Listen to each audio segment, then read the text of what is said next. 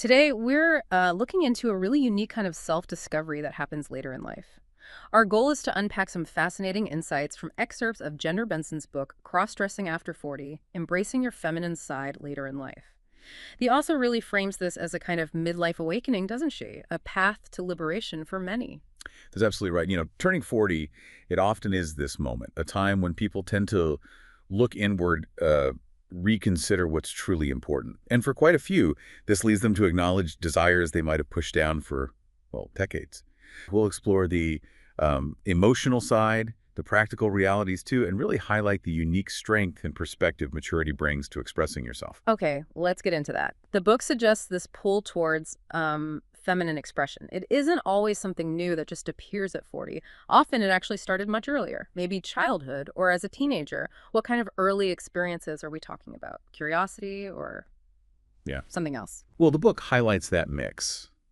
For some, yeah, maybe it starts as just like a brief curiosity, sneaking into a sister's closet, maybe admiring mom's shoes, that sort of thing. Yeah. But for others, it's described as more complex, maybe even a coping mechanism, a private way to find release in a world with really rigid ideas about gender. And what's interesting is how society kind of tells us we should have everything sorted out by midlife. Right, figure it out. Exactly. Yeah. But for so many people, midlife is precisely when the masks, start to slip. Someone who spent years playing a certain role, that expected masculinity, might finally think, even just privately, hang on, this isn't all of me. And by that age, you often have enough life experience. Well, you start prioritizing being authentic over just getting everyone's approval. Yeah. The fear of judgment might still be there, sure, but maybe it's easier to handle after you've weathered other life challenges. That makes a lot of sense. It really drives home that core idea. Life's just too short to live it entirely for other people. And then the book moves to this really interesting point that embracing cross-dressing at 40, 50, even 70, it can actually offer freedoms younger people might not have. What are these gifts of age Gender Benson talks about? Ah, yes, the gifts of age. They're pretty significant. A major one is often financial independence.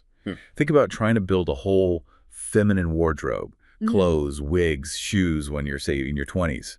Tight budget, maybe living with others. It's tough. Definitely. But later in life, you often have more resources to explore this properly, more comfortably. And another huge gift, emotional maturity. Older crossdressers usually have a deeper self-understanding, maybe better boundaries, and just a richer toolkit for dealing with tricky feelings like shame or guilt, or even just confusion. So not necessarily easy, but you're better equipped. Exactly. The emotional resources are just greater. Plus, maturity gives you context. That's crucial. Many middle-aged crossdressers have spent years trying to sort of fix themselves through external things, a good marriage, career success, being a father.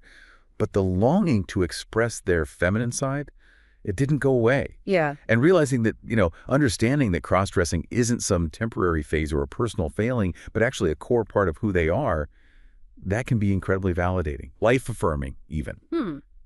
That leads us right into maybe one of the most complex areas, how this affects long-term intimate relationships. What does the book say about navigating this with a partner, both scenarios when they know and when they don't know?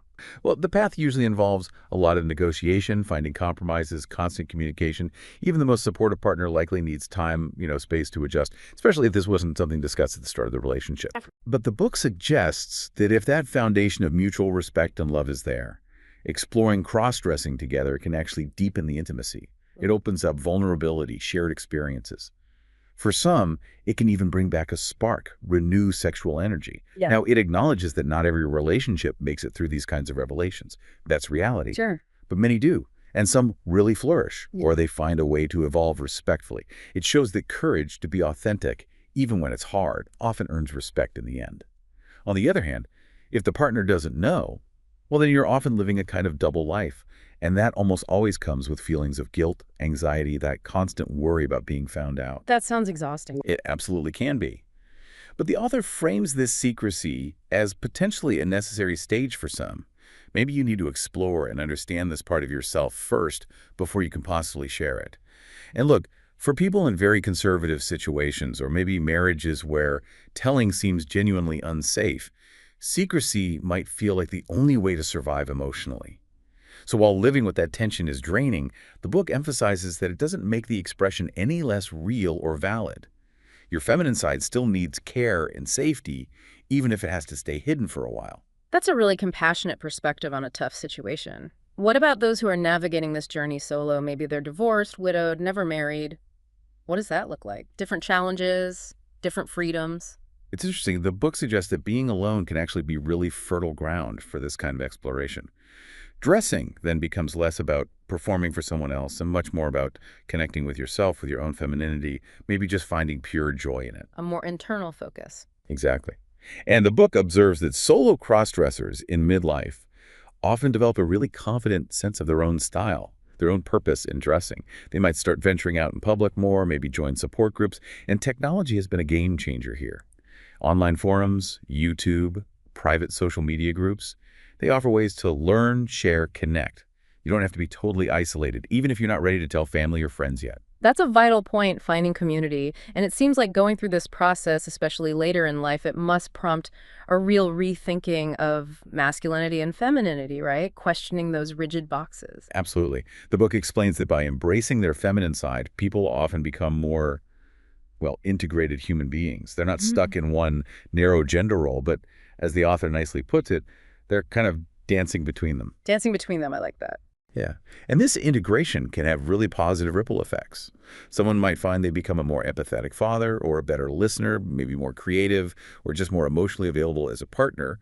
Some find that their femininity actually enhances their masculinity rather than taking away from it. So the core idea isn't about escaping who you fundamentally are.